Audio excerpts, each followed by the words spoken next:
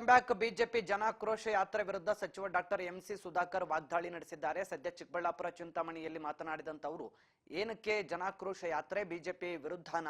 ಕೇಂದ್ರ ಸರ್ಕಾರ gas, diesel, petrol ಹೆಚ್ಚಿಸಿದೆ. ಕೇಂದ್ರ ಸರ್ಕಾರದ ವಿರುದ್ಧ ಯಾಕೆ ಜನಾಕ್ರೋಶ ಮಾಡಲಿಲ್ಲ? ಹಾಲಿನ ಬೆಲೆ ಹೆಚ್ಚಿಸಿದ ರೈತರಿಗೆ ಕೊಟ್ಟ ನಮ್ಮ ಬಗ್ಗೆ ಇವ್ರಿಗೆ ಯಾಕೆ ಇಷ್ಟು ಕೋಪ? ಬೇರೆ ರಾಜ್ಯಗಳಲ್ಲಿ ಲೀಟರ್ ಹಾಲಿನ ಬೆಲೆ 52 ರೂಪಾಯಿ ಇದೆ. ರೈತರ ರಕ್ಷಣೆಗೆ ಬರಬೇಕು ಅಂತ 4 ರೂಪಾಯಿ ಬೆಲೆ ಹೆಚ್ಚಿಸಿದ್ದೇವೆ. ಬಿಜೆಪಿಯವರು ರೈತರ ವಿರುದ್ಧ ಇದ್ರೆ ಹೋರಾಟ ಮಾಡಲಿ ಅಂತ ಹೇಳಿದ್ದಾರೆ.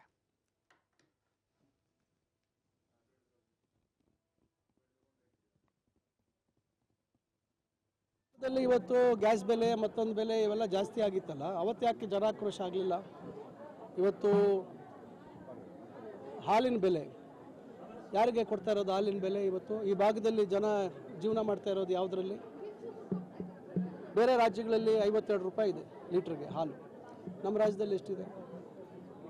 ಇವೆಲ್ಲ ಗಮನದಲ್ಲಿ ಇಟ್ಕೊಂಡು ರೈತರಿಗೆ ಇವತ್ತು ಅವರಿಗೆ ರಕ್ಷಣೆಗೆ ಬರಬೇಕು ಅಂತಕ್ಕಂಥ ದೃಷ್ಟಿಯಿಂದ 4 ರೂಪಾಯಿ ಬೆಲೆಯನ್ನು ರೈತರಿಗೆ ನೇರವಾಗಿ ಕೊಡುವಂಥದ್ದಕ್ಕೆ ನಮ್ಮ ಮುಖ್ಯಮಂತ್ರಿಗಳು ಸಂಪುಟದಲ್ಲಿ ಚರ್ಚೆ ಆಯಿತು. ಮತ್ತು ಕರ್ನಾಟಕ ಮಿಲ್ಕ್ ಫೆಡರೇಷನ್ KMF ಅವರು ಕೇಳಿದ್ರು ಸರ್ಕಾರವನ್ನು.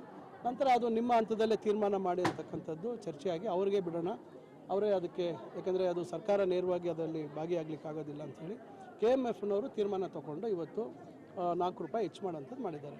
ಅದರಿಂದ BJPಯವರು ರೈತರ ಹೈನೋದ್ಯಮದಲ್ಲಿರ್ತಕ್ಕಂಥ ರೈತರ ವಿರುದ್ಧವಾಗಿದ್ದರೆ ಹೋರಾಟ ಮಾಡಲಿ. ಜನಾಕ್ರೋಶ ರೈತರು ಬದುಕೋದಕ್ಕೆ ಅವಕಾಶ ಇಲ್ಲ ಅಂತೇನಾದರೂ ಇದ್ದರೆ ಬೇಕಾದ್ರೆ ಅವರು ಹೋರಾಟ ಮಾಡಲಿ, ನಮ್ಮದೇನು ಅಭ್ಯಂತರ ಇಲ್ಲ. ಅದರಿಂದ ಒಂದು ವಿರೋಧ ಪಕ್ಷವಾಗಿ ಅವರು ಏನೋ ಒಂದು ಮಾಡಬೇಕಾಗುತ್ತೆ. ಒಂದಿನ ಹೇಳಿದ್ರು ಬಿಟ್ಟಿ ಭಾಗ್ಯ ಅಂತ ಮಾತಾಡಿದ್ರು, ಇದೆಲ್ಲ ಹೊರೆ ಆಗುತ್ತೆ, ಇದು ಸಾಧ್ಯ ಇಲ್ಲ ಅಂತ ಹೇಳಿದ್ರು.